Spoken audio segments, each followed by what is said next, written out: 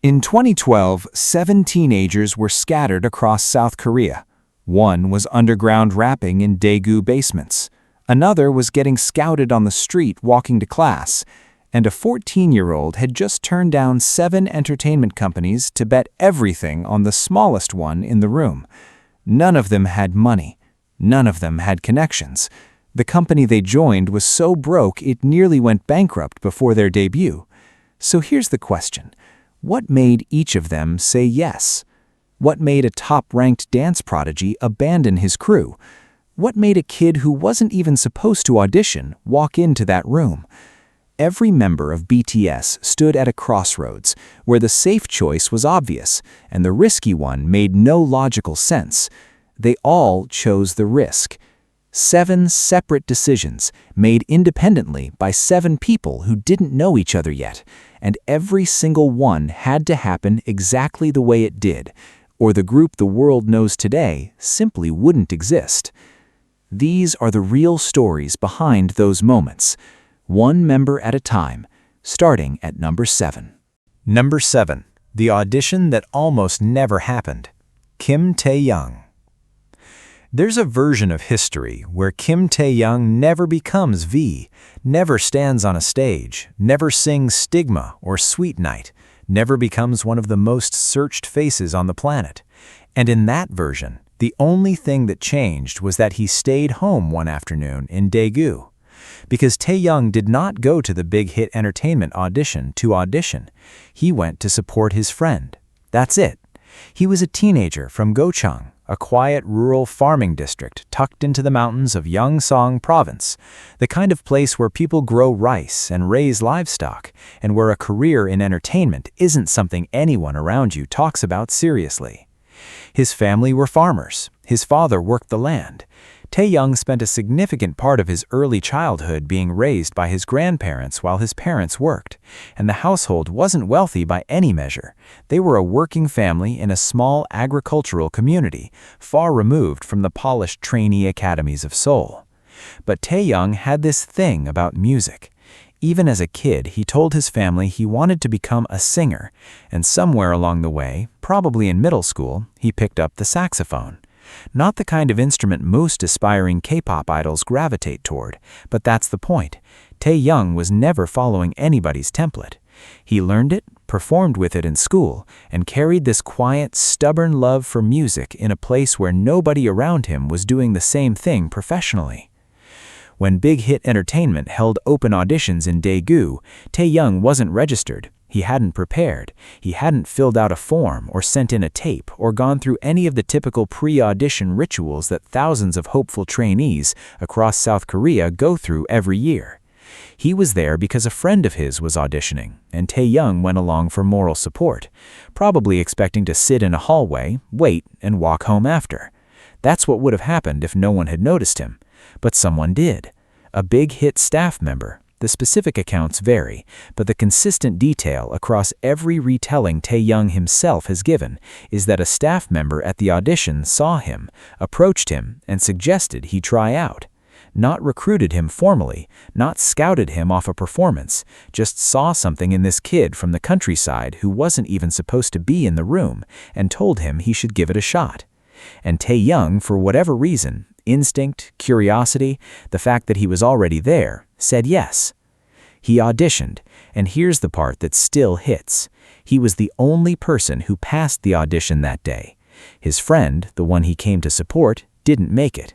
Tae-young walked into that building as a spectator and walked out as the only selected trainee. Think about the weight of that for a teenager. Your friend who prepared, who wanted this, who brought you along, they don't get through. And you, the one who showed up with no plan, no preparation, no expectation, you're the one a company says yes to. That's not a fairy tale. That's an incredibly uncomfortable position to be in at that age, and it says something about Tae-young's character that he carried that forward and committed fully to what came next, rather than letting the guilt or the randomness of it paralyze him. What came next was becoming a Big Hit trainee, which in 2011 and 2012 was not the glamorous opportunity it might sound in hindsight. Big Hit was a small company. It didn't have the resources, the reputation, or the trainee infrastructure of the big three. SM, YG, and JYP were the established powerhouses, and Big Hit was operating on tight budgets with an unproven track record in the idol space. Taehyung moved away from his family, away from Gochung, and entered a trainee life that was grueling by design. Long hours of vocal training, dance practice, physical conditioning, and the constant unspoken understanding that being a trainee guaranteed nothing. Companies debut groups and cut trainees all the time. The fact that you're in the building doesn't mean you'll be on the stage. Taehyung trained alongside the other members who would eventually form BTS, learning choreography and performance skills that were entirely new to him. Remember, he was a saxophone kid from a farming town, not a dance academy graduate. But here's what made Taehyung's journey uniquely strange even within BTS. Big Hit made the deliberate decision to keep him hidden. While the other members were being introduced to the public through blog posts, videos, photos, and social media content months before the group's debut, building a fan base, showing their personalities, documenting their trainee journey, Taehyung was completely out of sight. Fans who were following BTS's pre-debut content knew 6 members. They had no idea a 7th existed. The company revealed the other members gradually throughout late 2012 and early 2013, letting audiences get attached, learn names, pick favorites. Taehyung was invisible through all of it. He wasn't in the photos, he wasn't in the early videos that were public-facing. He was training just as hard, preparing for the same debut, but the public simply didn't know he was there. Then on June 2, 2013, just 11 days before BTS officially debuted on June 13th, Big Hit finally revealed V as the 7th and final member of the group. 11 days. After months of build-up for the other 6, Taehyung got less than 2 weeks of public introduction before being thrown onto the biggest stage of his life. His stage name, V, was chosen to represent victory, and whether you read that as aspirational or ironic given how unconventional his path had been, it stuck. The decision that changed everything wasn't some grand, calculated career move. It was a teenager saying yes to a suggestion from a stranger in a hallway he wasn't supposed to be standing in. No preparation, no strategy, no backup plan. Just a kid from a farming town who loved music and happened to be in the right place at the exact right moment, and had the nerve to step forward when someone told him he should. If that staff member doesn't notice him, if Taehyung says no thanks, if his friend doesn't audition that day, if any single variable shifts, the entire composition of BTS changes, and the group that went on to sell over 40 million albums and address the United Nations General Assembly is a fundamentally different entity. One decision, one yes, and it almost didn't happen at all. That's what makes number 6 even harder to believe, because the next member didn't just risk embarrassment, he walked away from everything he'd already built. Number 6, the dancer who gave up the spotlight he already had, J-Hope. Most people who audition for entertainment companies are chasing something they've never tasted: stage presence, recognition, applause. Jung Ho-sok already had all of it. Before he was J-Hope, before BTS, before any of it, Ho-sok was one of the most respected young street dancers in Gwangju, Gwangju's 6th largest city, and a place with a deep, proud cultural identity. He wasn't dabbling. He wasn't a casual hobbyist who thought dancing was fun, and maybe he'd try to make something of it. Ho-sok was a known name in Gwangju's underground dance scene, part of a street dance crew, a kid whose reputation in that world was already built, already solid, already his. He trained at a dance academy in Gwangju, and his specialty, popping, wasn't something he was just learning. He was excelling at it, winning with it. He entered a national dance competition and placed first, not locally, not regionally, nationally. In a country where the dance competition circuit is taken seriously and the talent pool is deep, a teenager from Gwangju stood on top. That's not potential, that's proof. Ho-sok had already proven he could perform, compete, and win against the best in his age group across the entire country. He had an identity. He had a path. He had people in his dance community who knew his name and respected what he could do. And then he walked away from all of it to become a trainee at a company most people in the industry hadn't heard of. That's the part people don't sit with long enough. Hoseok didn't leave his dance crew and his reputation in Gwangju to join SM Entertainment, where he'd have the resources and brand recognition of the biggest idol factory in South Korea. He didn't go to YG or JYP, the other pillars of the industry with decades of proven success. He went to Big Hit Entertainment, a company founded by Bang Si-hyuk that had yet to produce a successful idol group. In the hierarchy of K-pop companies at that time, Big Hit was nowhere near the top. Choosing to train there meant choosing uncertainty over a path that was already working. It meant telling the people in his dance world, his crew, his mentors, the community that had built him up, that he was leaving to try something else entirely. Not just a different stage, a different art form. Being an idol isn't just dancing, it's singing, which Hoseok had to develop significantly from the ground up. It's rapping, which he had to learn. It's variety show appearances, public image management, living in a dorm with strangers, submitting to a company's creative direction instead of expressing yourself freely on your own terms the way street dance allows. For someone who had already found freedom and success in dance, the idol trainee system was, in almost every measurable way, a step backward in autonomy and a leap into the unknown in everything else.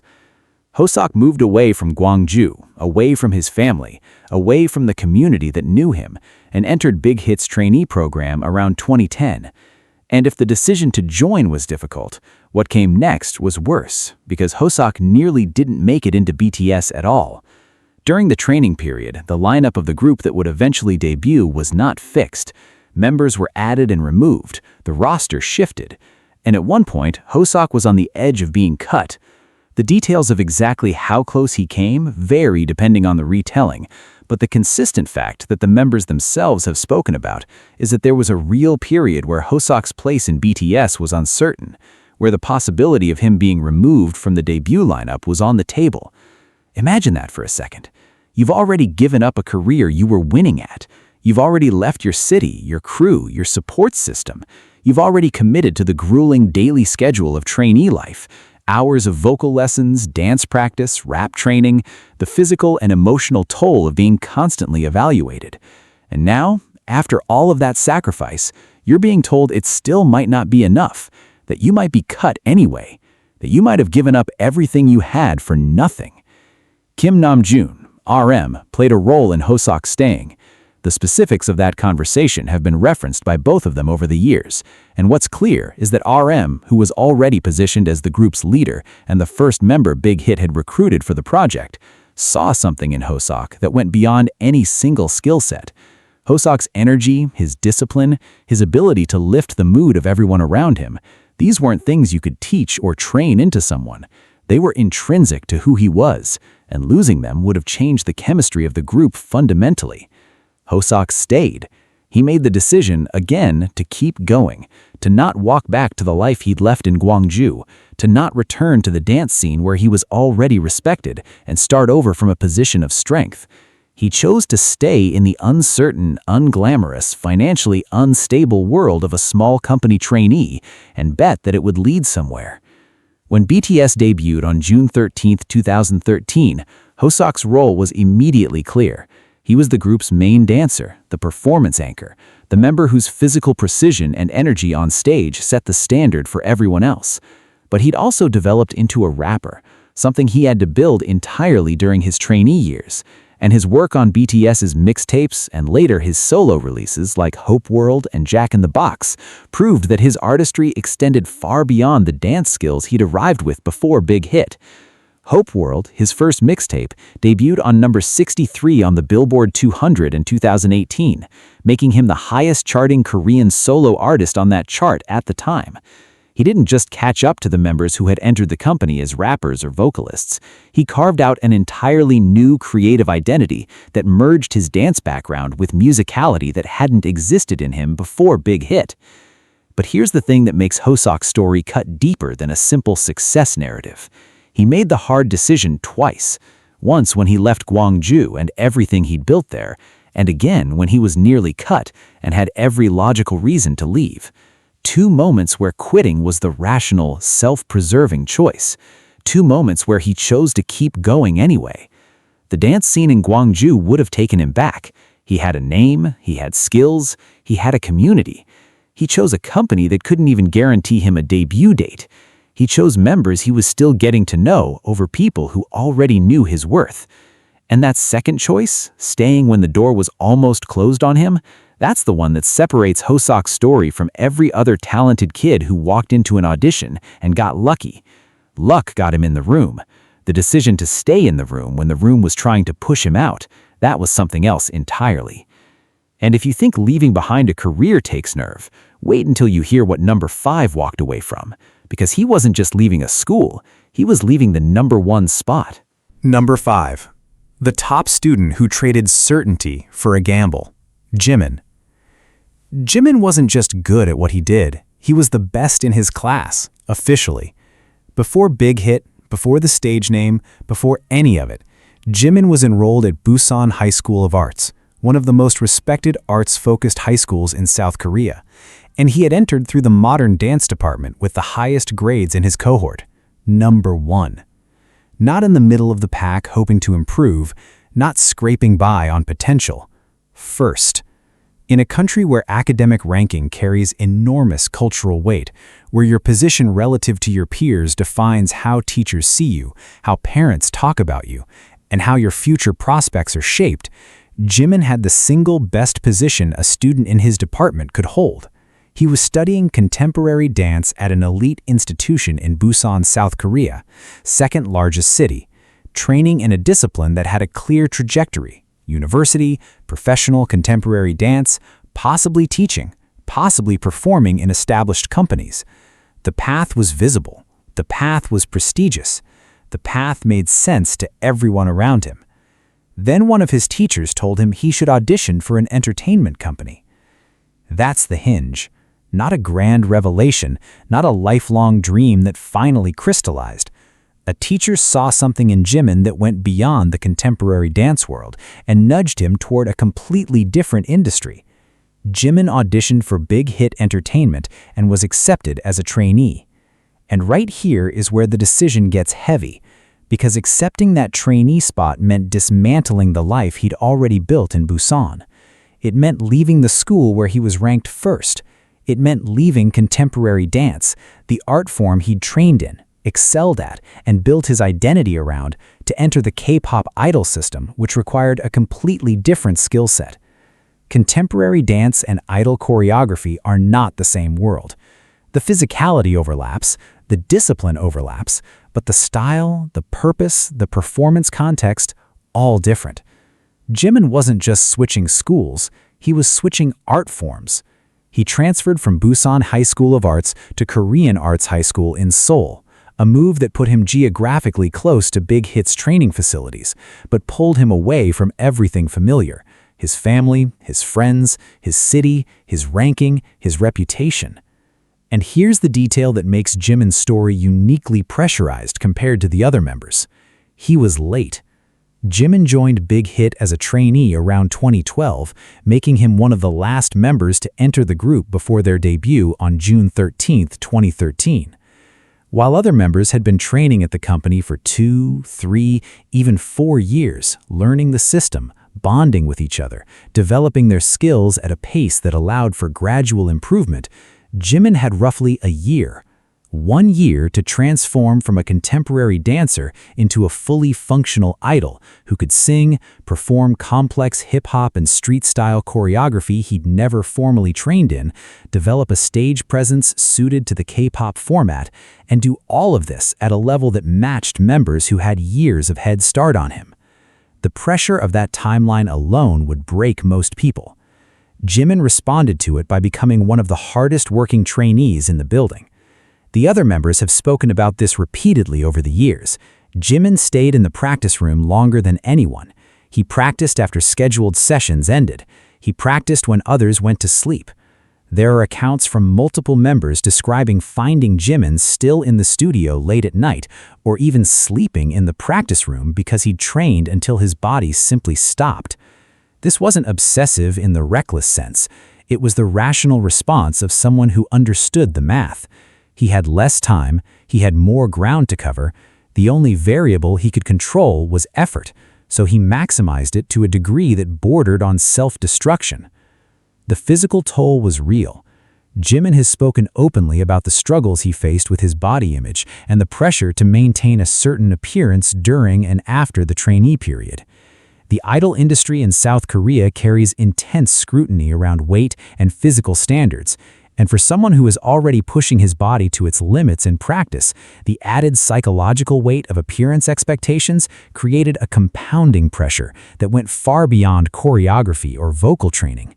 This wasn't a glamorous montage of a young artist finding himself. This was a teenager from Busan who had given up being the best at something safe to become a beginner at something dangerous, grinding through exhaustion and self-doubt in a company that might not even successfully debut him. What makes Jimin's bet even staggering is what he was walking away from in practical terms. Being the top-ranked contemporary dance student at Busan High School of Arts wasn't just a title, it was a gateway. South Korea's arts education pipeline feeds directly into university programs and professional opportunities. A student ranked first in their department at a school of that caliber has options, scholarships, university admissions, the kind of institutional support that smooths the path into a sustainable career. Jimin traded all of that for a trainee contract in a small company with no guaranteed debut date, no guaranteed success even if they did debut, and a training period so compressed that failure was the statistically likely outcome. Every artist in K-pop knows the numbers. Thousands of trainees enter the system every year, and the overwhelming majority never debut. Of those who do, most groups disband within a few years without achieving commercial sustainability. Jimin knew on some level what he was risking. He did it anyway. When BTS debuted, Jimin's role as a vocalist and dancer immediately showcased why the gamble paid off. His contemporary dance background gave him a fluidity and emotional expressiveness on stage that was distinct from any other member. You could see it in the way he moved, the way his body interpreted music differently because his foundation wasn't hip-hop or street dance. It was an art form built on conveying narrative through movement.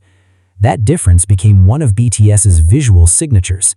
Jimin didn't just adapt to idol choreography, he elevated it by bringing something to the group that none of the other members had. His vocals developed in parallel, and tracks like Lie from the Wings album in 2016 demonstrated a dramatic, emotionally charged performance style that married his dance artistry with a vocal identity that was uniquely his. His solo album Face, released in 2023, debuted at number 2 on the Billboard 200 chart. The kid who was first in his class at a prestigious school in Busan could have stayed first, could have followed the safe path, earned the degree, built the conventional career. Instead, he chose last place, the newest trainee, the least experienced, the one with the most to prove and the least time to prove it, and then he outworked the gap until it didn't exist anymore. Number 4's decision didn't just change his career, it nearly tore his family apart, and the scars took years to heal. Number 4. The underground rapper who defied his own family, Suga. Min Yoongi didn't stumble into music. He clawed his way toward it, against the explicit wishes of the people who were supposed to support him most. Before he was Sugar, before Auguste D, before any stage or camera knew his name, Yoongi was a teenager in Daegu writing lyrics in notebooks and spending his hours at a local recording studio learning production from the ground up. Not because someone enrolled him in a program or paid for private lessons, but because he showed up, worked part-time at the studio, and absorbed everything he could in exchange for whatever access he was given. He started writing around the age of 13. 13! While most kids that age are figuring out what they like, Yoongi already knew. He'd been drawn to hip-hop, influenced by artists like Epic High, whose blend of rap and emotional depth showed him that the genre could be more than posturing. It could be honest, literary, personal. He began performing in Daegu's underground rap scene under the name Gloss, building local reputation as someone who could write sharp, emotionally dense lyrics and deliver them with a technical precision that belied his age. This wasn't a hobby. This was the thing Yoongi organized his entire life around. Every decision he made as a teenager pointed in one direction: music, production, rap, creating. His family did not agree, and this is where Yoongi's story separates from the typical trainee narrative, because the resistance he faced wasn't institutional or financial, it was personal. It was inside his own house. Yoongi grew up in a family that was not financially comfortable. Daegu is South Korea's third largest city, but Yoongi's household operated on tight margins. His parents worked hard for stability, and in that context, in a culture where academic achievement and stable employment are deeply tied to family honor and security, his son's obsession with hip-hop wasn't just impractical, it was threatening. It threatened the plan. It threatened the family's investment in his future. His father, in particular, opposed Yoongi's pursuit of music. This wasn't a mild disagreement or a passing tension at the dinner table. This was a sustained, painful conflict between a father who wanted his son to follow a safe, conventional path and a son who could not make himself want anything other than what he wanted. Yoongi has described this period in his life with a rawness that makes clear the wound went deep. The feeling of being told by your own parent that the thing you care about most is a waste, that you're making a mistake, that you need to stop. For a teenager already navigating poverty and the grinding uncertainty of trying to build something from nothing in an underground scene that paid almost nothing, the absence of family support wasn't just discouraging, it was isolating. Yoongi chose music anyway. He kept writing. He kept producing, he kept going to the studio. And when the opportunity arose to audition for big hit entertainment, he took it.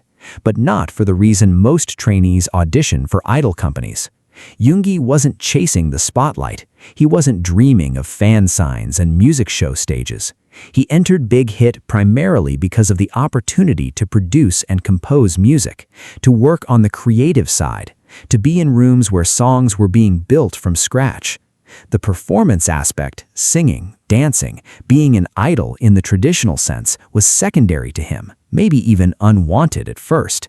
He was a rapper and a producer who happened to enter a system designed to create pop stars, and the tension between what Yoongi was and what the idol industry expected him to be defined his entire trainee experience. And that experience nearly destroyed him. During his time as a trainee, Yoongi was involved in an accident while working as a delivery boy, a part-time job he took because he needed money, because the trainee stipend wasn't enough, because his family's financial situation hadn't magically improved just because he joined a company. He suffered a shoulder injury that caused him significant pain and limited his mobility, and he kept it hidden from Big Hit for an extended period. Think about that calculation. A trainee who is already fighting for a spot in a group that hasn't debuted yet, who knows that any sign of physical weakness or inability to perform could get cut, chooses to endure the pain in silence rather than risk being removed from the lineup. He trained through it, he danced through it, he performed through it.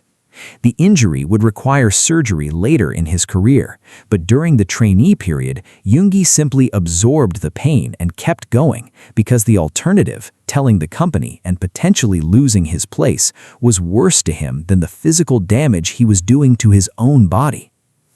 Layered on top of the injury and the financial strain was something Yoongi has spoken about with more candor than almost any other public figure in South Korea: his mental health. He experienced depression during the trainee period, real, clinical, debilitating depression, not sadness, not moodiness, not the performative melancholy that gets romanticized in artist narratives, the kind of depression that makes it difficult to see a reason to continue. He was broke, injured, estranged from his family over his career choice, training at a company that might never debut him, in a city far from everything he knew, doing a job, idol training, that wasn't even the job he actually wanted. The accumulation of all of that on a person barely out of adolescence is staggering, and the fact that Yoongi endured it without the safety net of family support makes his survival through that period one of the most quietly extraordinary parts of the entire BTS story. When BTS debuted in 2013, Yoongi brought to the group exactly what he'd always been: a writer, a producer, a rapper with a technical command and emotional honesty that gave BTS's music a weight and credibility that most idol groups never achieve. He wasn't performing a character, he was channeling everything he'd lived through into verses that felt like confessions. His first mixtape, August D, released in 2016, was a direct confrontation with everything he'd been through: the poverty, the depression, the family conflict, the industry's expectations versus his own artistic identity. The title track was aggressive, unfiltered, and specific in a way that K-pop almost never allows. It named names, it named feelings, it didn't smooth the edges for public consumption. His second mixtape, D2, followed in 2020, and his full solo album, also titled D-Day, debuted at number 2 on the Billboard 200 in 2023. The kid who was told by his own father to give up on music had become one of the most commercially successful and critically respected solo artists in Korean music history. And eventually, this is the part that matters, the relationship healed. Yoongi's success didn't just validate his decision in the abstract, it changed the dynamic within his family. His father, who had opposed him for years, came to see what his son had built. The reconciliation didn't happen overnight, and Yoongi has never pretended it was easy or clean, but it happened. The rift closed, not because Yoongi proved his father wrong, but because time and success and honesty eventually bridged the gap that the original decision had created. He chose music over his family's approval, and it cost him years of closeness with the people he loved most. That's not a triumphant story. That's a painful one that happened to end well. Number 3's decision was different. He didn't chase music at all. Music literally walked up to him on the street, and he had about 3 seconds to decide whether to follow it. Number 3. The actor who was never supposed to sing a single note. Jin. Kim Sok-jin was not looking for a music career. He was walking to class. That's the entire setup. A university student in Seoul, on his way to Jungkook University, where he was enrolled in the Department of Film and Visual Arts, studying acting, doing exactly what he'd planned to do with his life. Sok-jin wanted to be an actor, not a singer, not an idol, not a performer who dances in synchronized formations in front of thousands of people, an actor. He was pursuing it through proper institutional channels at a legitimate university in a program designed to feed graduates into the Korean film and television industry. He had a plan. The plan made sense. The plan was already in motion, and then a big-hit entertainment casting agent saw him on the street, and everything changed. The scouting happened fast. A casting agent spotted Sok-jin, approached him, and asked if he'd be interested in auditioning for an entertainment company. This is not unusual in South Korea. Street casting is a well-established practice in the K-pop industry, where agencies deploy scouts to busy areas, university campuses, and shopping districts looking for faces that fit the visual standards the idol system demands. What made this encounter unusual was Sok-jin's reaction, or more precisely, the fact that he engaged at all. Most people who get approached on the street by a random person claiming to work for an entertainment company are skeptical. Many walk away. Sok-jin could have kept going to class, forgotten about it by lunchtime, and continued on his path toward an acting career. He didn't. Something about the offer, curiosity, timing, the specific circumstances of that particular day, made him stop and listen. And then he auditioned. And then he was accepted. Here's what needs to be understood about how radical this pivot was. Sok-jin had no musical training. None. He wasn't a singer who happened to also study acting. He wasn't a dancer who had rhythm and stage awareness baked into his body from years of practice. He was an acting student whose skill set was built entirely around a different performance discipline, one that operates on different timelines, different physical demands, different creative processes. Acting and idol performance share a stage, broadly, but almost nothing else in terms of daily practice. An actor prepares for roles through script analysis, emotional recall, character study. An idol trainee spends hours every day on vocal exercises, dance choreography, physical conditioning, and the relentless repetition required to synchronize movements with 6 other people to the millisecond. Seokjin entered Big Hit's trainee system with essentially zero applicable background in the core competencies the job required. He couldn't dance. He was learning to sing from a starting point that was far behind members like Jimin, who brought elite physical training, or Yoongi and Namjoon, who had years of experience in music production and performance. Seokjin was, by every technical measure, the least prepared person in the room. And he was the oldest. Born in December 1992, Seokjin was the eldest member of what would become BTS, and in Korean culture, age hierarchy carries significant weight. The Hyung, the eldest, is expected to set an example, to demonstrate composure, to lead through maturity. But how do you lead when you're also the one who has the most to learn? How do you maintain the respect that age traditionally grants you when the 17-year-old next to you can already dance circles around you and the kid from Daegu has been producing music since before you ever considered holding a microphone? Seokjin's position within the group was paradoxical from the start. Senior in age, junior in skill, expected to be both the dependable older brother and the student who needed the most development. That tension defined his trainee period, and in many ways defined his role in BTS for years. What Seokjin did with that tension, though, is what separates his story from a narrative of struggle. He worked, quietly, persistently, without the dramatic flair that makes for compelling montages. He took vocal lessons and improved incrementally, session by session, month by month. He learned choreography through repetition and discipline, not through natural physical talent. He never pretended to be the best dancer or the most powerful vocalist, but he refused to be the member who held the group back. There's a specific kind of courage in that, in showing up every day, knowing you're starting behind, and choosing to close the gap through sheer consistency rather than prodigious ability. Seokjin's development as a vocalist over BTS's career arc is one of the most measurable growth trajectories in the group. Compare his vocal delivery on their early tracks to his performance on songs like Epiphany from the Love Yourself Answer album in 2018. The difference is not subtle. Epiphany became one of his defining solo songs, a sweeping, emotionally direct ballad that required sustained vocal control and range that simply didn't exist in his skill set when he entered Big Hit.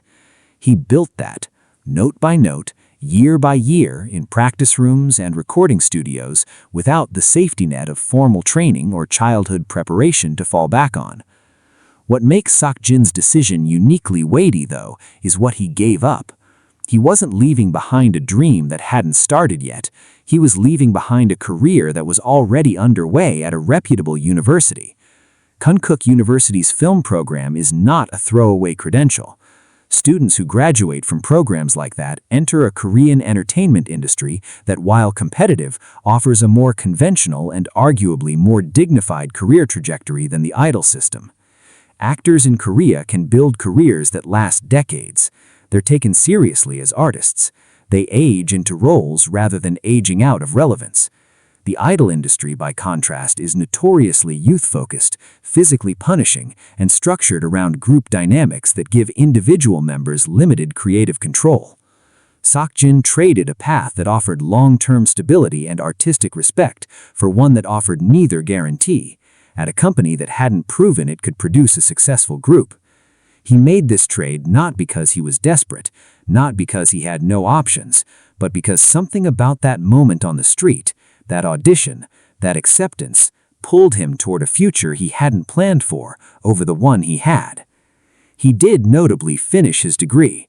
Seokjin continued his studies at Konkuk University alongside his work with BTS, eventually completing his education even as the group's schedule became increasingly demanding. That detail matters because it reveals something about how Seokjin approached the risk. He didn't burn the bridge entirely. He kept the acting path alive as a credential, even as he poured his daily energy into music.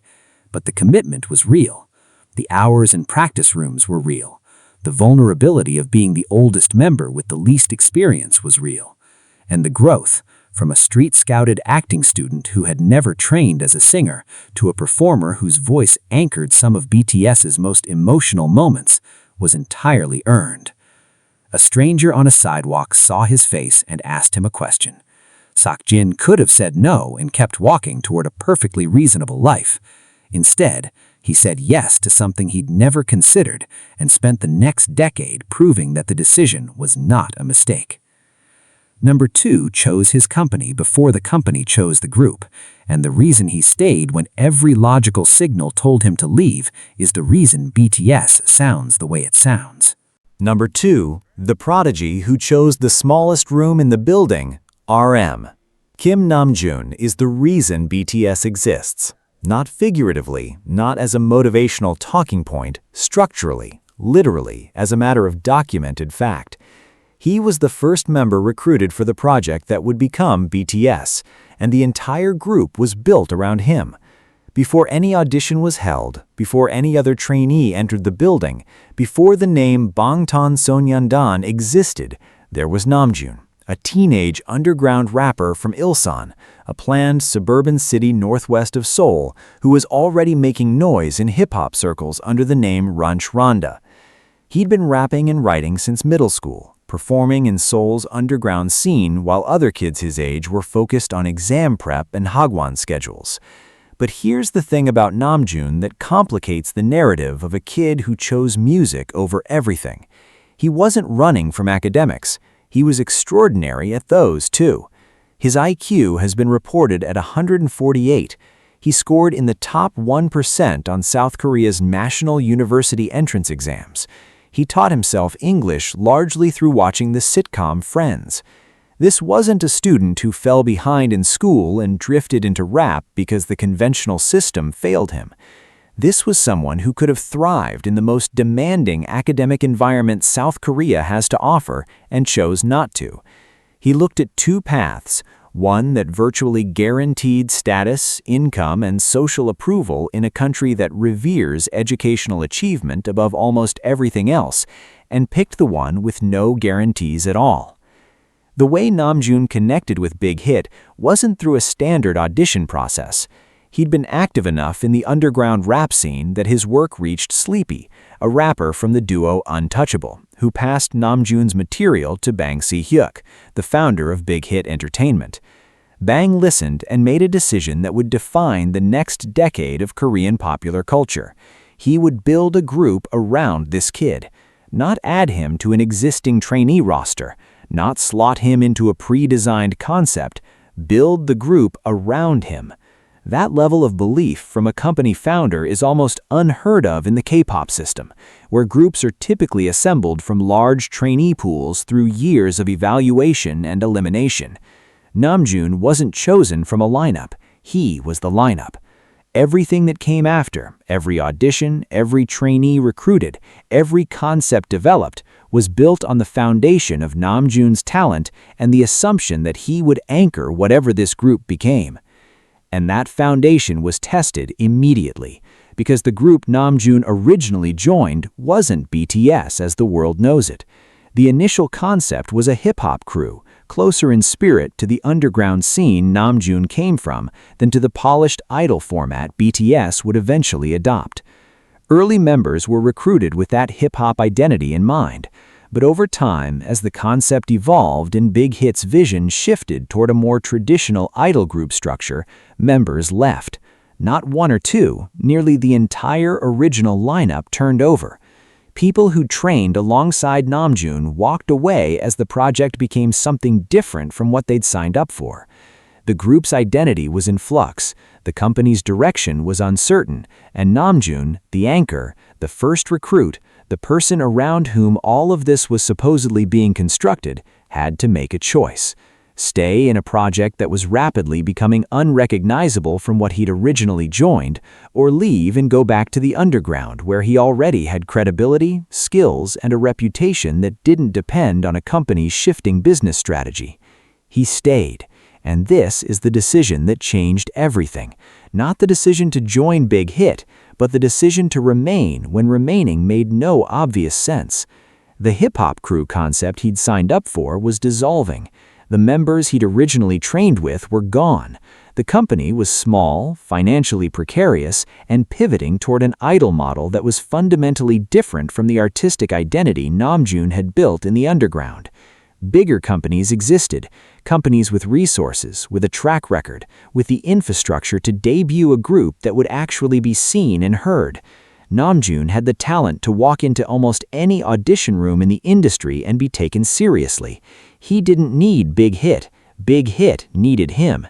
And yet, he stayed, reportedly because of what Bang Si-hyuk offered that larger companies wouldn't: creative control, the right to write his own lyrics, the right to be involved in production, the right to shape the group's music from the inside rather than performing songs handed to him by a committee of hired producers. In an industry where most idols have zero input on their own discography, where songs are assigned by management and creative decisions are made in boardrooms, the promise of artistic participation was the thing that kept Namjoon in the building. Not money, not fame projections, not corporate prestige, the ability to write. That choice echoes through every album BTS has ever released. Namjoon has writing and production credits on an enormous portion of BTS's discography. He didn't just perform the group's music, he made it. From their debut single No More Dream in 2013 through the Love Yourself and Map of the Soul series, Namjoon's voice as a writer shaped the thematic identity of the group. BTS didn't sound like other idol groups because their leader was an underground rapper with a 148 IQ and a compulsive need to say something real, and the company he chose gave him the room to do it. If he'd gone to a bigger company, one that would have marketed him more effectively, debuted him faster, given him more financial stability, he almost certainly would have been told to write less, to conform more, to fit the template. The music would have been different, the message would have been different. The entire artistic project that made BTS culturally significant rather than just commercially successful wouldn't have existed.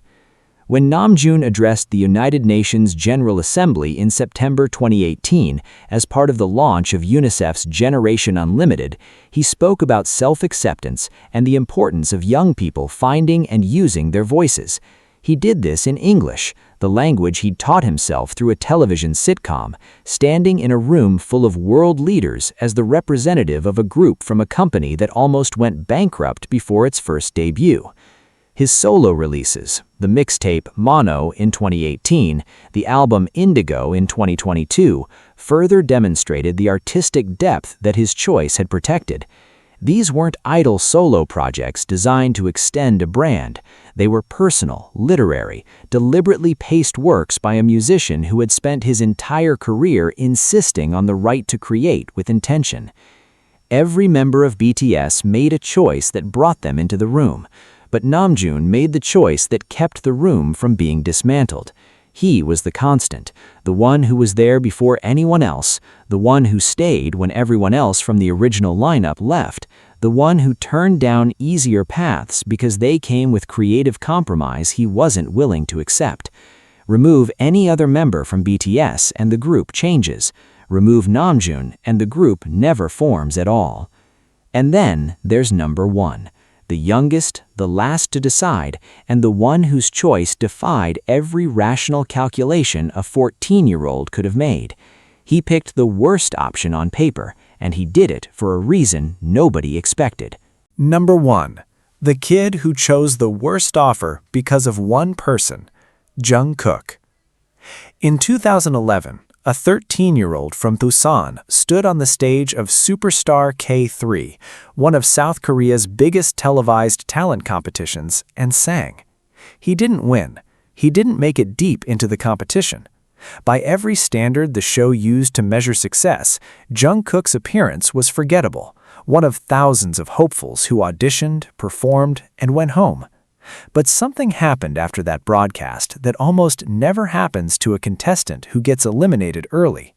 7 entertainment companies contacted him. 7. Not 1, not 2. 7 separate companies watched this middle schooler from Busan sing on national television and decided they wanted him. Among them were established agencies with proven track records, resources, and the kind of institutional infrastructure that virtually guarantees a trainee will at least debut, even if success isn't certain. Companies where the dorms are nicer, the meals are better, the training facilities are state-of-the-art, and the name on the building alone opens doors across the industry. Jungkook, at 13 years old, had the kind of choice most aspiring idols would sacrifice years of their lives to receive. Multiple offers from real companies competing for him. All he had to do was pick the best one. He picked Big Hit Entertainment, the smallest company on the list, the one with the least money, the least prestige, the least certainty, the one that hadn't successfully debuted an idol group, the one that, on paper, by every measurable business metric available to a person trying to make a rational career decision, was the worst option. And the reason he chose it makes the decision even more irrational and more human. Jungkook visited Big Hit and saw Kim Namjoon. That's it.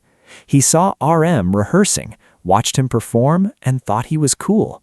A 13-year-old boy from Busan, holding 7 offers that would shape the entire trajectory of his life, made his decision based on the fact that one rapper at one small company impressed him.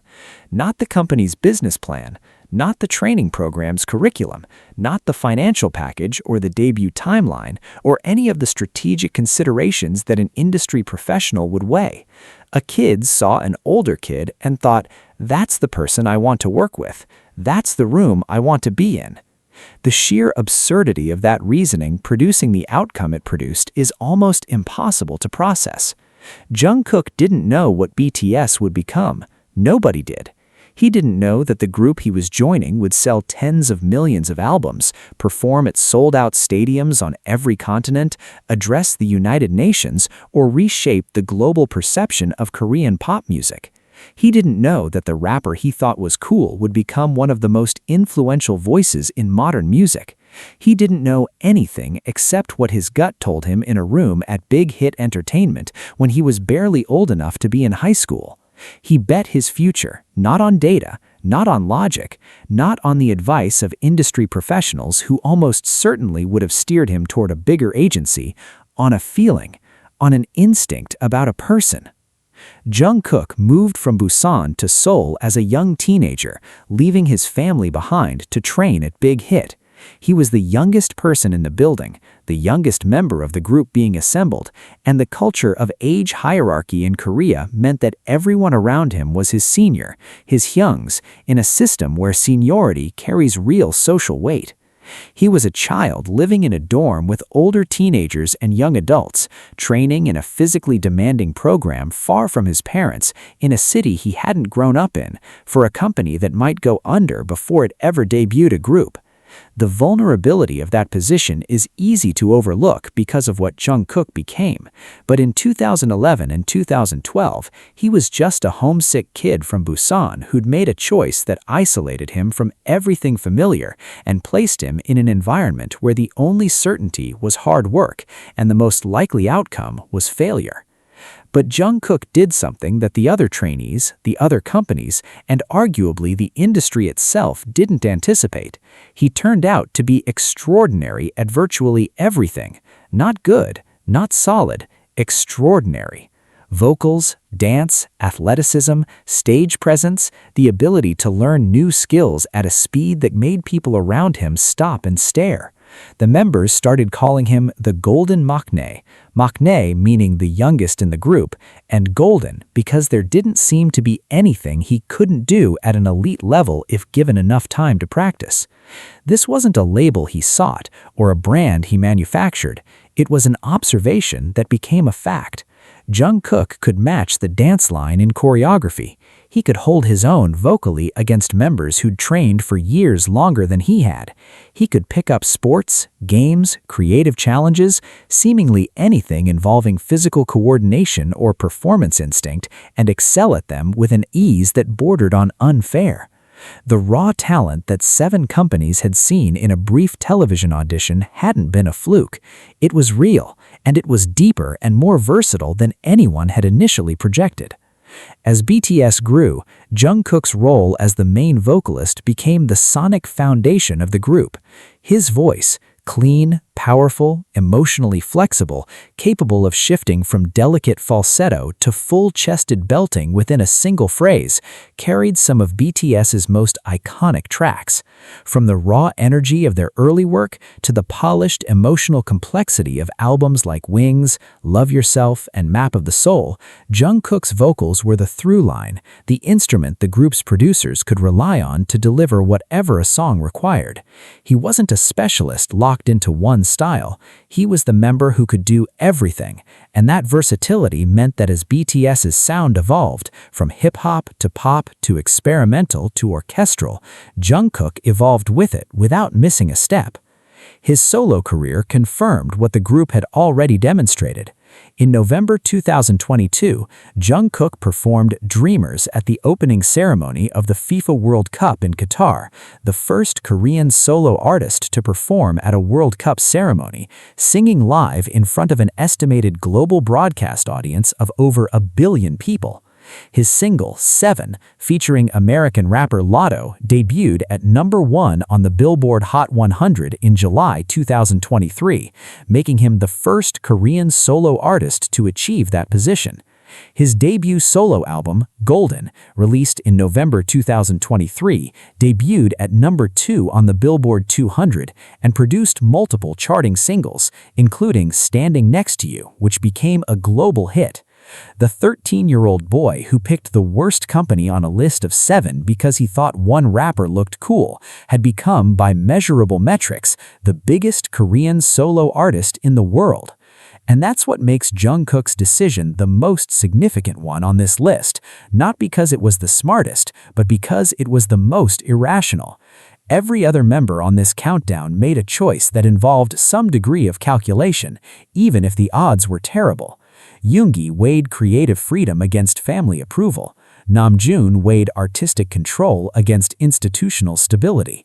Jimin weighed ambition against academic safety. Jungkook weighed nothing. He was 13.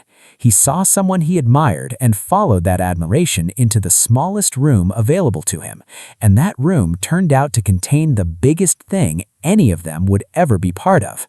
If he picks JYP, if he picks any of the other 6 companies, BTS as the world knows it doesn't exist. The group debuts without its main vocalist, without the Golden Maknae, without the voice that carried a billion-dollar discography. 7 companies wanted Jungkook.